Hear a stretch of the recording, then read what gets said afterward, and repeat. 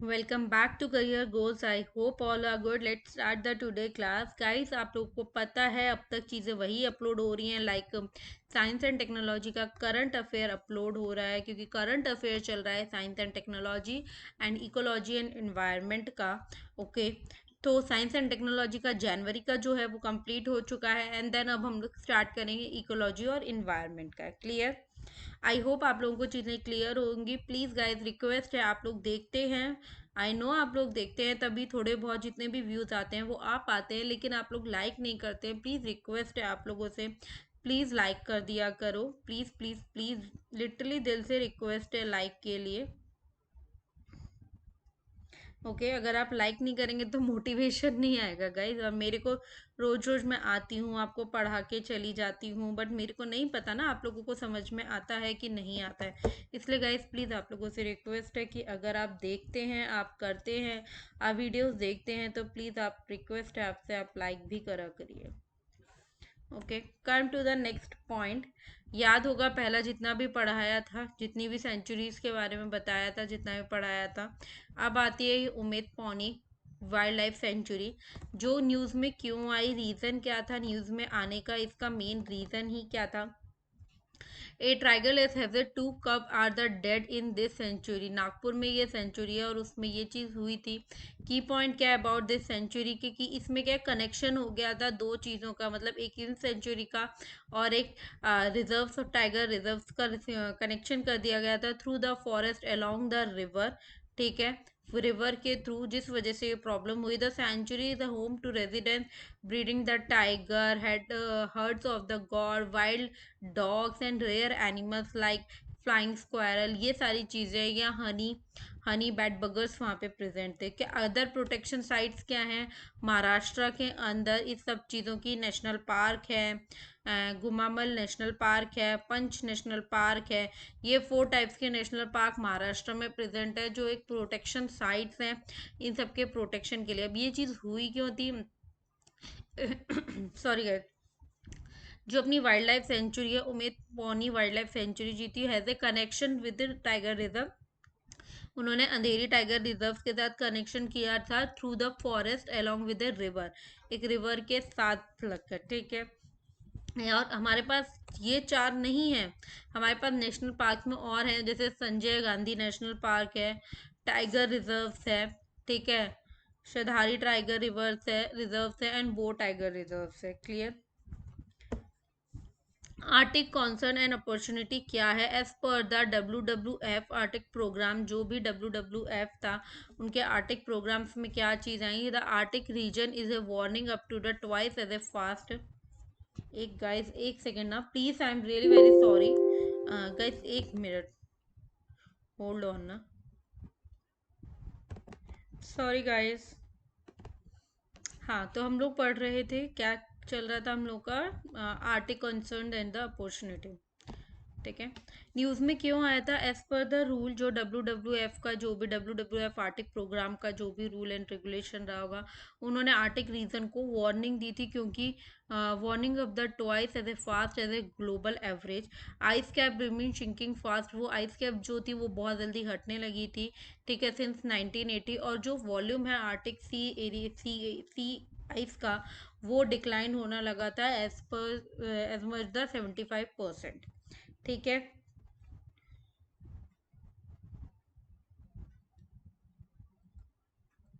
Decline होना start हो गया था, इस वजह से जो है वो प्रॉब्लम स्टार्ट हो गई थी।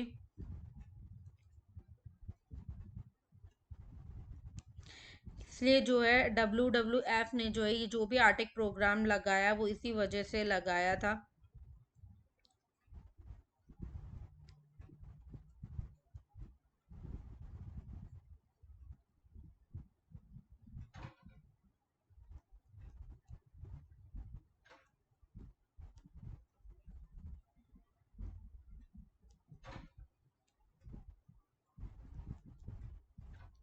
सिंस 1994 में जो WWF है, WWF मुझे पता है आप लोग बार बार पूछ रहे हो कि मैम WWF क्या होता है, कि WWF is a world wide fund for the nature. Nature के लिए जो वर्ल्ड वाइड फंड है उसको WWF बोलते हैं। आर्टिक प्रोग्राम ने has been the giving working with a partner, उन्होंने पार्टनर के साथ मतलब उन्होंने इस प्रोग्राम को वर्क करना स्टार्ट किया with a partner across to the Arctic to the combat threat to the Arctic and preserve its a rich biodiversity in a sustainable वे।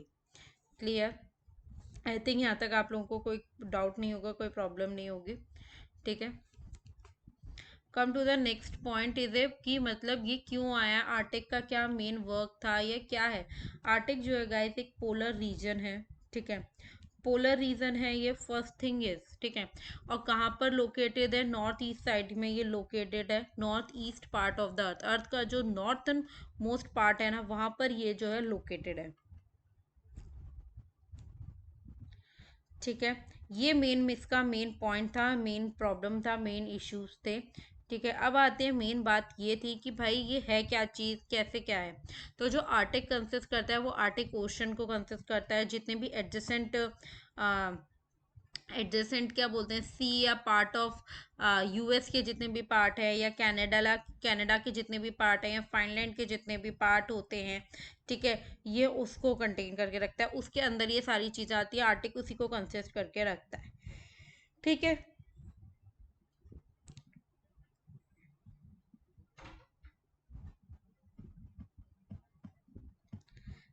ठीक है, मेन पार्ट आपका इतना ही आपको कवर अप करना, मतलब ये चीज़ें वो कंटेन करता है। तो जो भी लैंड है with the article Arctic region has a seasonally warning snow and ice cover, इस वजह से वहाँ पे जो है स्नो का प्रॉब्लम रहता है और आइस कवर रहती है, मतलब वहाँ पे प्रॉपरली आइस से कवर्ड रहता है वो। क्लियर?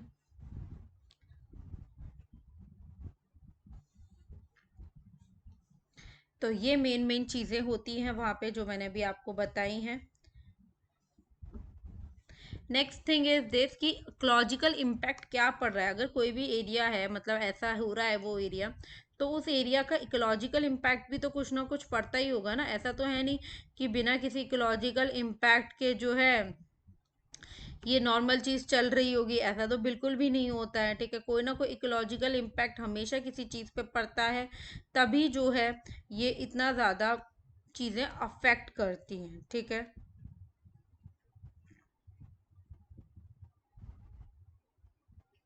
इसलिए इतनी ज़्यादा चीज़ें जो हैं वो अफेक्ट करती है, ना कि ऐसा जितना कोई वो होता भी नहीं है गाइस। ठीक है,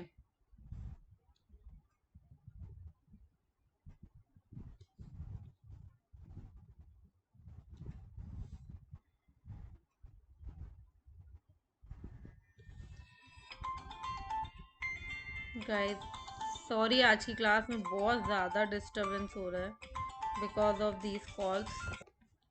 ओके, लेट्स स्टार्ट। सॉरी, चलिए।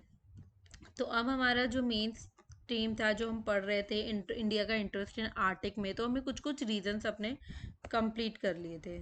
सॉरी सॉरी सॉरी, हाँ, कुछ कुछ रीजन हमने अबाउट आर्टिक में अपने कंप्लीट कर लिए थे। तो ecological impact of warning on Arctic क्या है कि आइस का ख़त्म होना, आइस लॉस होना स्टार्ट हो जाता है, वाटर पे अफेक्ट होना स्टार्ट हो जाता है, लाइक सी लेवल पे अफेक्ट हो रहा है, या करंट या प्रेसिपिटेशन पैटर्न्स पे अफेक्ट होना स्टार्ट हो जाता है। ठीक है, ये सब होना स्टार्ट हो जाता है। ठीक है, तो ये प्रॉब्लम्स क्रिएट होनी स्टार्ट हो जाती हैं अगर ये वार्निंग आनी आपको स्टार्ट हो जाए। The tundra is returning to the snap and permafrost is a threatening sudden storm आना। ठीक है, वाइल्ड लाइफ पे इफेक्ट करना, लाइक कनाडा एंड रशिया पे इफेक्ट आना। टुंड्रा जो होता है वो कहाँ पे मिलता है, north of the Arctic circle पे और south of the Antarctic circle पे। ये रीजन जो है वो ट्रीलेस रीजन होते हैं। The phenomenally rich biodiversity of the Arctic region is under serious threat. जो भी एब्सेंस ऑफ ईयर है, absence of year-long ice and higher temperature are making the survival of a Arctic marine life, plants and the bird difficult, while the encouraging species from the lower altitude to move earth. ठीक है, move to the north, not to the earth, no, move to the north. ठीक है, ये पूरा आपका एक pattern दिया गया है, ये एक आर्टिकल सर्कल है।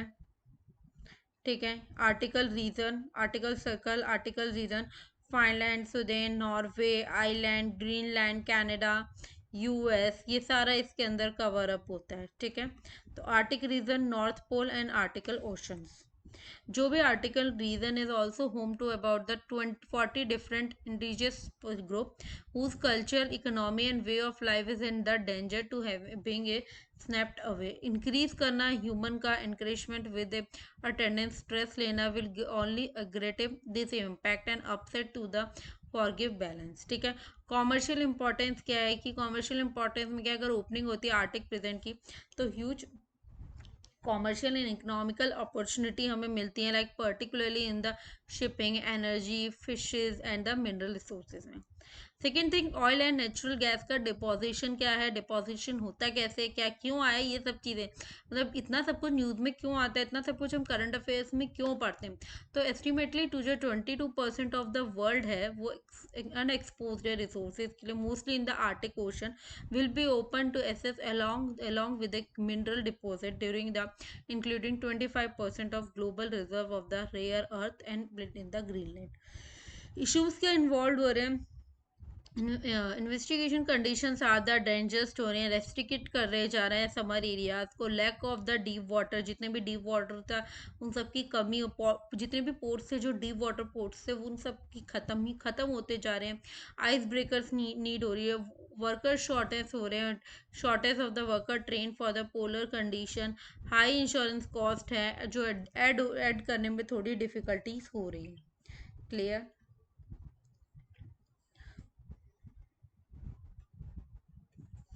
उसके बाद mining and the deep sink जो ड्रिलिंग प्रोसेस होता है वो के कैरी किया जाता है, उसमें बहुत ज़्यादा कॉस्ट होती है और जिसकी वजह से इन्वायरमेंटल भी बहुत ज़्यादा अफेक्ट करता है.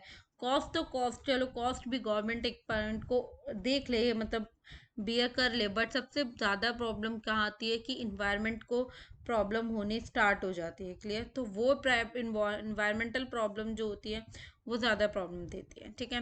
Unlike the Antarctica, the Arctic is not a global problem common. It's not a global common. This is a there is a no overreaching treaty that governs it. Confined over the confront कैसे करना है over the Arctic, Russia हुआ, Canada हुआ, Norway हुआ, Denmark हुआ, put करते हैं the overlapping claim for extended overseas in the right to the sea bed resources. Russia जो है डोमिनेंट पावर है, उसके पास एक बहुत बड़ा आर्टिक कोस्टल लाइन है और half Arctic population and the full fledged strategic policy है. क्लेमिंग करता है that the NSR fall within the territorial water. Russia. ठीक है. Huge dividend from the commercial traffic including along through the through the use of this pilots and the ice break. Russia जो है वो बहुत activate रहता है अपनी northern military base के लिए. ठीक है. और न्यूक्लियर आर्म सब मैरीन फील्ड के लिए. ओके. इंक्लूडिंग द उनका एक्सरसाइज विद चाइना या जितना भी ईस्टर्न आर्टिक है.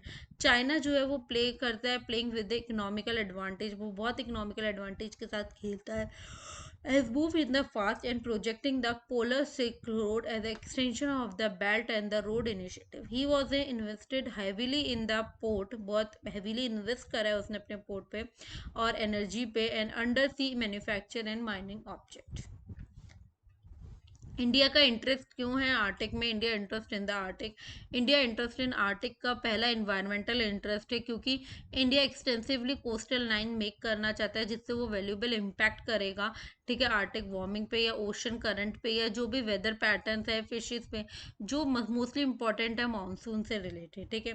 साइंटिफिक इंटरेस्ट में साइंटिफिक रिसर्च ने बोला है कि जो आर्टिक डेवलपमेंट है इंडिया की उसका रिकॉर्ड बहुत अच्छा है, वो कंट्रीब्यूट करते हैं, जो अंडरस्टैंड करते हैं क्लाइमेटिकल चेंज को इन द थर्ड पोल. ठीक है. हिमालय का स्ट्रैटेजिक इंटरेस्ट क्या है, the strategic implication of the active China in the Arctic, और वो ग्रो करते हैं इकोनॉमिकल एंड स्ट्रैटेजिक रिलेशनशिप को किसके साथ, रशिया के साथ. ओके. एंड उनको नीड है कि वो क्लोजली मॉनिटर करें हर चीज़ को क्योंकि उनका मॉनिटरिंग लेवल इंक्रीज होना बहुत ज़्यादा ज़रूरी है. ठीक है. इसलिए वो नीड है उनको एक मॉनिटरिंग लेवल की और वो वही वर्क परफॉर्म करते हैं, वो प्रॉपर मॉनिटरिंग करते हैं, चीज़ों को देखते हैं तब वर्क करते हैं.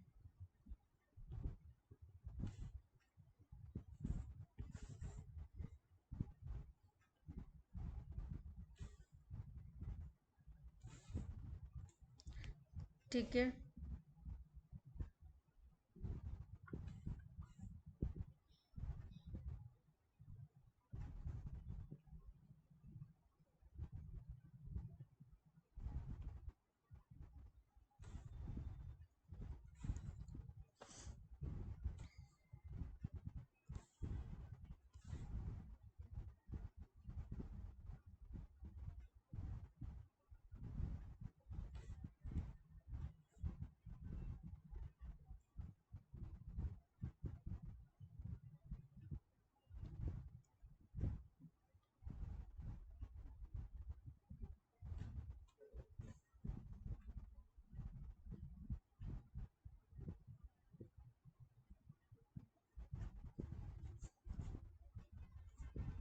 ठीक है, तो ये सारे रीजंस हैं। उसके बाद दो स्ट्रैटेजिकल इंटरेस्ट मैंने आपको एक बता दिया, बट दूसरा 2013 में इंडिया ने जो ऑब्जर्व किया था स्टेटस एक आर्टिक काउंसिल पे, which is a pre dominant inter government form for the corporation on the environmental and development aspect of the Arctic. एक हाई टाइम के बाद जो है, it is a high time जहाँ पे प्रेजेंस होती है आर्टिक काउंसिल्स की, जो है underpinned by the strategic policy that encompass economical, environmental, scientific and political aspects। India का क्या प्रॉब्लम है, इंडियन पेलोगनी क्या होती है, ये रिसेंटली न्यूज़ में आई थी। एक उड़ीसा के फॉरेस्ट की वजह से उड़ीसा फॉरेस्ट डिपार्टमेंट ने उसमें स्ट्रेस हुआ था for the need to the stricter monitoring of the social media के थ्रू प्रॉपर मॉनिटरिंग करना, प्लेटफॉर्म को चेक करना, उस प्रॉपर ट्रेडिंग को। ठीक है, तो की पॉइंट्स क्या हैं कि ये कि स्क्रेली मैमल्स होते हैं जो जिनके पास एक बहुत ज़्यादा लार्ज प्रोटेक्टिव कैरेटाइन स्केल प्रेजेंट होते हैं, जो उनकी स्किन को टोटली कवर करके रखते हैं। ठीक है, वो स्किन कवरिंग है, and this also only in the mammals. ये सारे फीचर्स जो है वो खाली मैमल्स के अंदर ही प्रेजेंट होते हैं। डाइट के जितने भी इंसेक्टिवोरस हैं, ठीक है, they the diet consist of mainly the ant and the termite, जो उनको कैप्चर करते हैं अपनी लॉन्ग टंग से, देन उसका इंटेक करते हैं। तो डिफरेंसेस क्या है, इंडियन जो ये सबसे बड़ा एंटेटर है जो कवर्ड करता है 1 से 11 से 13 row of the scale on the back पे, और टर्मिनल स्केल जो होते हैं वो प्रेजेंट होते हैं कहाँ पे, lower side of the tail पे ऑफ द इंडियन, और which is the absent in the Chinese, जो चाइनीज़ के अंदर नहीं प्रेजेंट होते, ओनली इंडियंस के अंदर प्रेजेंट होते हैं। तो अगर मैं इंडियन हैबिटेट की बात करूँ, इंडियन हैबिटेट के बारे में बात करूँ, तो Indian it is a widely distributed in the India. Okay, सबसे ज़्यादा जितने भी जहाँ पे ज़्यादा हिमालयाज़ हैं या नॉर्थन ईस्ट जो एरियाज़ होता है, वहाँ पे सबसे ज़्यादा आपको ये जो स्पीशीज़ है वो मिलेगी। देन ये स्पीशीज़ जो मोस्टली फाउंड कहाँ होती है, और वो होती है बांग्लादेश में, पाकिस्तान में, Nepal and the China, sorry, Nepal and the Sri Lanka. अब चाइनीज़ में क्या डिफरेंस है, चाइनीज़ और इंडियन के बारे में हम बात कर रहे हैं, तो चाइनीज़ जो है वो मोस्टली फाउंड होता है हिमालय फुटहील्स पे in the eastern, like Nepal, Bhutan, northern India, northern eastern Bangladesh and southern China. ठीक है, ये सारे एरियाज में ये मिलता है। हंटिंग का जो वर्क है, हंटिंग का मतलब आप लोगों को आई थिंक पता ही होगा, जो हंटिंग का वर्क है एक लोकल कंसेप्टिव यूज़ है। ठीक है, जिसमें प्रोटीन सोर्स और ट्रेडिशनल मेडिसिन को यूज़ किया जाता है। जितना भी इंटरनेशनल ट्रेड है फॉर द मीट का खाना, या फिर जितना भी प्रॉब्लम्स है जो स्केल्स इन द ईस्ट और साउथ ईस्ट एशिया की कंट्रीज में होता है, पर्टिकुलरली चाइना और वियतनाम में ज़्यादा किया जाता है। आप बिलीव नहीं करेंगे, they are the believe to the world most trafficked mammals होते हैं, कंजर्वेशन मैमल्स भी प्रेजेंट होते हैं। भैया कंजर्वेशन स्टेटस क्या है, ये सारी चीज़ें जो है बहुत ज़्यादा ट्रैफिक्ड है।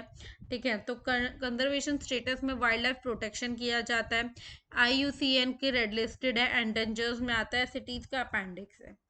एशियन वाटर वाइड का क्या है, न्यूज़ में क्यों आया, the 2 days is Asian water birds, जो 2020 में उन्होंने वो किया कि उनके AP में, मतलब आंध्र प्रदेश के अंदर एजेस ऑफ आस्पेक्ट्स हो रहा है, मतलब बॉम्बे नेचुरल हिस्ट्री सोसाइटी के अंदर प्रॉब्लम्स आ रही हैं।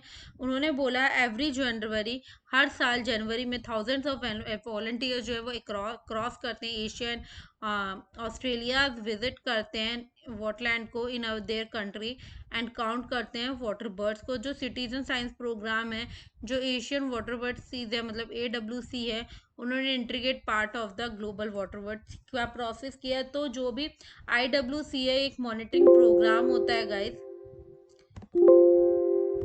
एक मॉनिटरिंग प्रोग्राम है जो ऑपरेट किया जाता है 143 कंट्रीज में, जिसे कलेक्ट कलेक्ट किया जाती है इंफॉर्मेशन। क्या कलेक्ट की जाती है, नंबर ऑफ वाटर बर्ड्स को कलेक्ट किया जाता है कहाँ पे, वॉटलैंड सिटीज में, साइट्स में।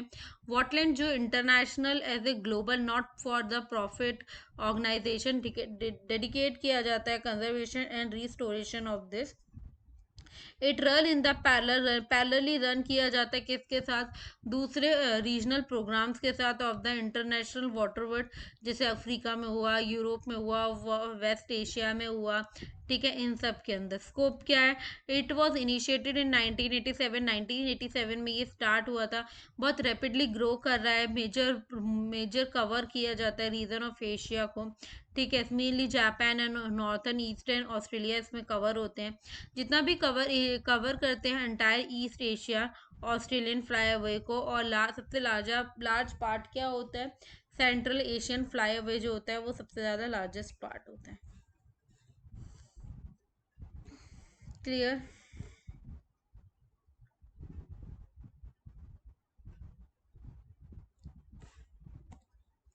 नेक्स्ट है जो जो नॉर्थ ईस्ट जो फ्लाईवे वो एक्सटेंड किया गया आर्टिक रशिया का and northern America to the southern limits of the Australia and New Zealand तक, ठीक है। उसके बाद कंप्रेस किया गया largest part of the east Asia, all the northern east include किया गया किसको, ईस्टर्न इंडिया को and the Andaman and Nicobar के आइलैंड को। जितना भी CAF है मतलब सेंट्रल एशियन फ्लाईओवर जो है वो कवर कर रहा है सबसे ज़्यादा large continental area of this between the Arctic and Indian Oceans. Benefit क्या है कि आप the count not only give is a idea of the bird at the wetland but also the health of the wetland. Good number of water birds मिलेंगी जो indicate करेंगे उसके feeding को, resting को, रोस्टिंग वगैरह जितना भी प्रोसेस है उसको इंडिकेट करते हैं। जो भी इंफॉर्मेशन हमको कलेक्ट होती है वो हमारे लिए हेल्पफुल होती है उसको प्रमोट करने के लिए, डेजिनेशन के लिए और मैनेजमेंट करने के लिए इंटरनेशनली इंपॉर्टेंट साइट है for the national projected areas के लिए। रामसर साइट जो है जो ईस्टर्न एशिया का वर्क है जिसको हम ऑस्ट्रेलियन फ्लाईवे नेटवर्क साइट भी बोलते हैं, वो सबसे ज़्यादा इंपॉर्टेंट बर्ड बायोडाइवर्सिटी एरिया है।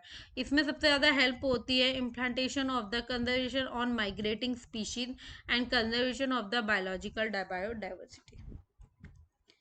AWC इंडिया में क्या है और AWCD का क्या वर्क है, तो AWC जो है इंडिया के अंदर जॉइंटली कंट्रीब्यूट करता है किसको, बॉम्बे नेशनल हिस्ट्री सोसाइटी को एंड वॉटलैंड इंटरनेशनल को, ठीक है। तो जो बॉम्बे नेशनल हिस्ट्री सोसाइटी है is a pan India wild life research organisation है जो प्रमोट करता है किसको, कॉज ऑफ नेचुरल कंजर्वेशन, जो 1883 में शुरू हुआ था।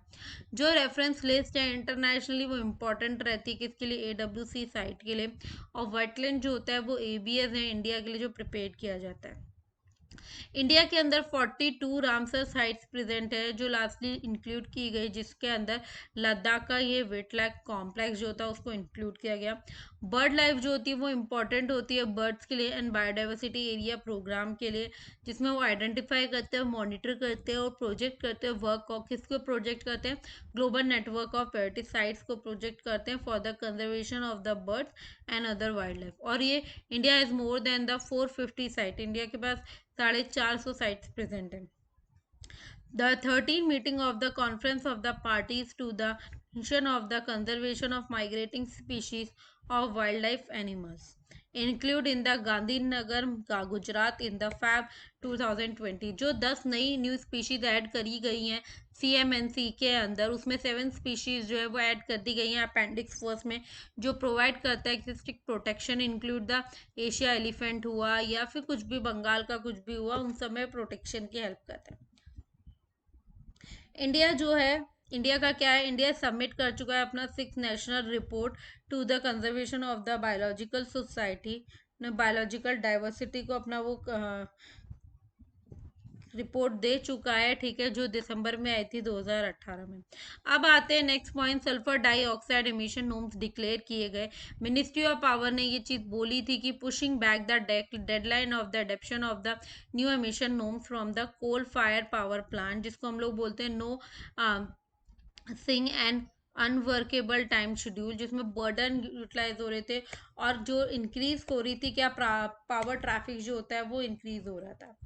की पॉइंट्स में हम आते हैं, क्यों की पॉइंट्स में बैकग्राउंड क्या है। इंडिया जो है इनिशियली सेट किया था उसने 2017 में डेडलाइन की इसके लिए थर्मल पावर प्लांट के लिए, to comply with the emission standard for insulating fuel gas this unit for the cut किया उन्होंने emission of the toxic sulphur dioxide. जो भी रिमूवल है सल्फर डाइऑक्साइड उसको हम लोग बोलते हैं flue gas desulphurisation FGD। Seek to remove the gaseous pollutant SO2।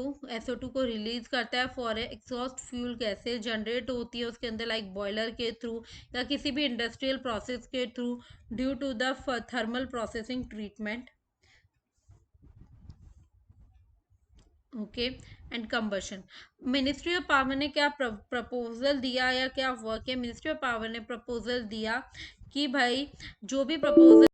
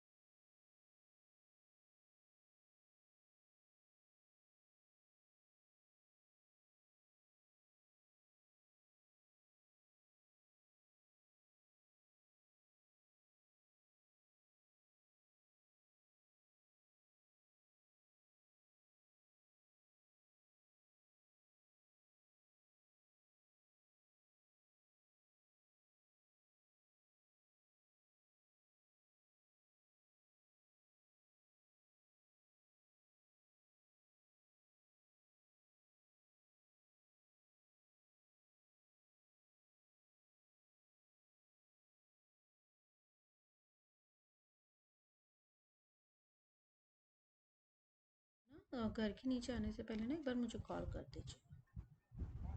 Okay.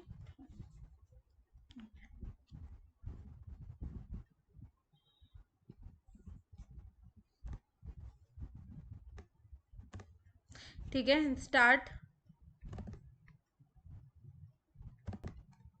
ठीक है नेक्स्ट हम लोग वही पढ़ रहे थे कि सल्फर डाई का ये जो भी है इसमें क्या क्या कैसे कैसे है, इसका बैकग्राउंड क्या है और देन इसका प्रपोजल क्या है मिनिस्ट्री ऑफ पावर ने। He propose there the graded action plan they where by the areas where they planted are located a graded according to their population, according to the pollution and the region. जो critically polluted area है उसको उन्होंने reason में divided किया कि ज़्यादा critically कौन है और लीस्ट क्रिटिकली मतलब लीस्ट पॉल्यूटेड एरियाज कौन से हैं और ज़्यादा पॉल्यूटेड एरियाज कौन से हैं। Strict control of the emission भी required in such key areas for the thermal power station for the category under the region 1। Plant in the region 2, plant जो थे वो रीजन 2 में डाले गए, could begin to take a action 1 year after those regions. ठीक है nextly presently कोई action नहीं लिया गया है इस पावर प्लांट के ऊपर या इस वर्क के ऊपर कोई भी रिएक्शन नहीं एक्शन नहीं गया and they are situated under the region of 3, 4 एंड 5। Okay according to the ministry, ministry के हिसाब से क्या हुआ, मेंटेन करी गई इनका यूनिफॉर्म एयर क्वालिटी को जो है मेंटेन करा गया। ठीक है और कंट्री को भी मतलब अक्रॉस द कंट्री जितनी भी थी उनको बहुत ज़्यादा लेवल में लाया गया, थर्मल प्लांट्स को जो है उनके नोम्स चेंज किए गए and this could avoid the immediate increase in the power. और प्राइस के में भी थोड़ा बहुत इंक्रीमेंट किया गया, रिलेटिवली क्लीन किया गया जो भी कंट्री एरिया था उसको क्लीन किया गया और अवॉइड किया गया अननेसेसरी जितना भी बर्डन था या जितनी भी पावर कंज्यूमर था उसको अवॉइड किया गया। सल्फर डाइऑक्साइड पॉल्यूशन होता क्या है, लास्टली सोर्स क्या है, जो लार्जेस्ट सोर्स है SO2 का एटमॉस्फेयर के अंदर उसमें बर्निंग हो रही है फॉसिल फ्यूल्स की, किससे, पावर प्लांट के थ्रू या किसी अदर इंडस्ट्रियल फैसिलिटीज के थ्रू जो है SO2 का बर्न हो रहा है। ठीक है जो स्मॉलर सोर्सेज हैं SO2 इमिशन के, जैसे इंडस्ट्रियल का प्रोसेस होना, जैसे एक्सट्रैक्टिंग मेटल का खोना या और का होना या नेचुरल रिसोर्सेज के का जलना या किसी भी लोकेशन या शिप या किसी व्हीकल्स का बनना, जितने भी हैवी हैवी इक्विपमेंट होते हैं उनके बनने या उनके जलने की वजह से सबसे ज़्यादा सल्फर कंटेंट जो होता है वो रिलीज होता है, और उससे क्या इम्पैक्ट करता है, SO2 से इफेक्ट करता है हमारी बॉडी, हमारी हेल्थ और हमारा इन्वायरमेंट। शॉर्ट टर्म में हम ये बोल सकते हैं कि जो भी एक्सपोजर है SO2 का वो हमें हार्म करता है, ह्यूमन रेस्पिरेटरी सिस्टम को हार्म करता है, उनको ब्रीथिंग डिफिकल्टी शुरू हो जाती है लाइक योर अस्थमा प्रॉब्लम, या पर्टिकुलरली चिल्ड्रंस को जो है उनको सेंसिटिव इश्यूज क्रिएट होने लगते हैं। तो SO2 का जो इमिशन होता है वो हाई कंसंट्रेशन में होता है एयर के अंदर, generally has to the formation of other sulphur dioxide.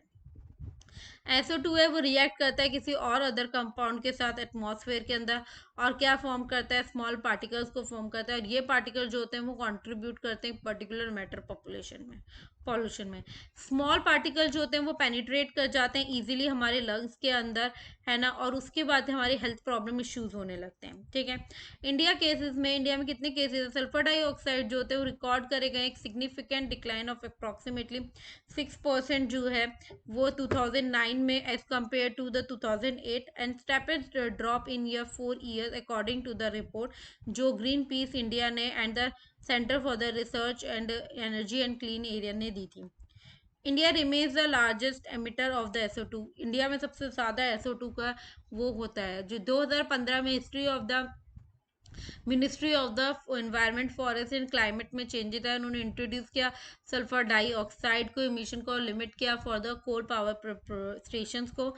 Air quality का सब इंडेक्स जो है वो इन्वॉल्व है फॉर द 8 पॉल्यूटेंट जैसे AM10, AM2.5, NO2, SO2, SOO3, NH3 and PB are the short terms up to the 24 our.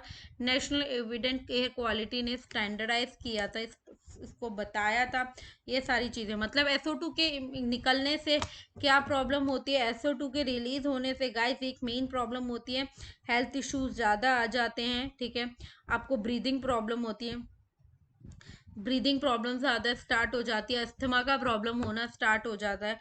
यही सारी चीज़ें होती हैं जो सबसे ज़्यादा SO2 की रिलीज की वजह से स्टार्ट हो जाती है, और जिसका सबसे ज़्यादा इम्पैक्ट किस पे पड़ता है, या तो प्लांट्स पे पड़ता है, या ह्यूमन बींग्स पे पड़ता है, या फिर वो एनिमल्स जो रहते हैं, या फिर एक्वाटिक एनिमल्स पे भी ज़्यादा इम्पैक्ट पड़ता है, क्योंकि कभी कभार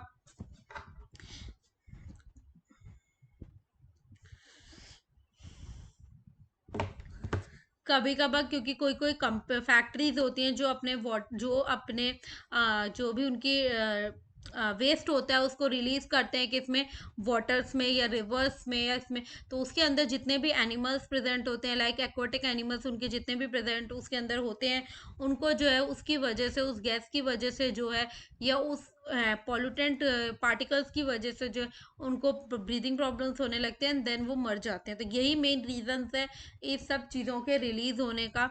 चलिए गाइज, ये टॉपिक यहाँ पे आई थिंक खत्म होता है। ठीक है, एंड अब तो कुछ भी नहीं बचा, अब शायद एक दिन और लगेगा इकोलॉजी का जनवरी का पार्ट मेरे को कंप्लीट करने में, होप सो। एंड देन उसके बाद जो है वो कंप्लीट होने के बाद, सब कंप्लीट है, फिर हम फैब का स्टार्ट करेंगे। ऐसे ही हम जैन खत्म करके फैब खत्म करके मार्च, अप्रैल, मई, जून, जुलाई, अगस्त, सितंबर पूरा कंप्लीट करेंगे। एंड आई होप सो आप लोगों को समझ में आया हो, क्लियर हो। अगर गाइस प्लीज़ आप लोगों से रिक्वेस्ट है, आप लोग वीडियोस देखते हैं, प्लीज़ एक काम कर दिया करिए, वीडियोस देखने के बाद लाइक का बटन ज़रूर दबा दिया करिए। आपके लिए नहीं, मेरे लिए ही दबा दो, क्योंकि मुझे थोड़ा